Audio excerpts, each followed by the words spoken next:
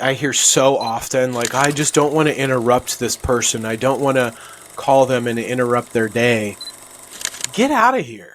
When I was knocking on doors, I was interrupting, I'd say 20 people's days. And out of those 20, half of them became clients. In other words, half of those people decided it was okay for them to be interrupted, decided to sit down with me, that they weren't expecting me to be at their front porch for anywhere between 10 and 60 minutes and spend hundreds of dollars.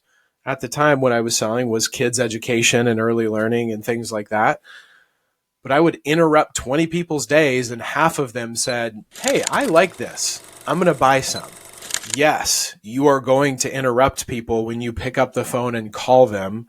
When you decide to try to set a meeting, to try to do whatever it is, you're going to interrupt people. But it's having the passion and conviction that what you do is going to serve them for the better.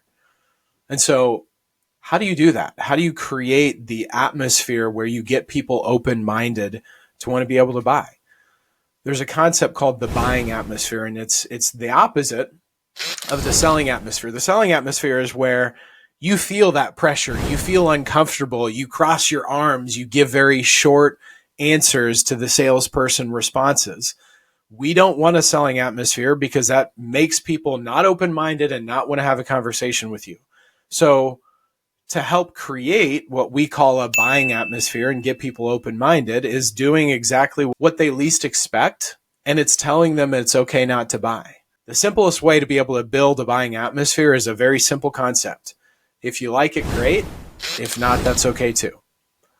And so a buying atmosphere, a full buying atmosphere is very simple. It's thank you for watching this video. And at the end of the video, if you got some good content, you like what you saw, you feel like there could be some value in seeing more, go ahead and subscribe. And if for whatever reason, if you get to the end and you don't get any value or you don't think there's any reason to continue to watch these videos, that's totally okay too. You don't have to subscribe and keep on scrolling. Is that fair?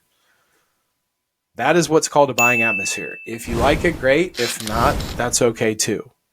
What that does psychologically is it allows somebody to say, oh, he's okay if I don't buy, which naturally we should be. It should be their decision. It should be, if this makes sense to you, you're literally just stating the logic behind what's happening in the situation, which emotionally helps somebody calm down in their brain. And they're like, okay, well, I don't have to buy.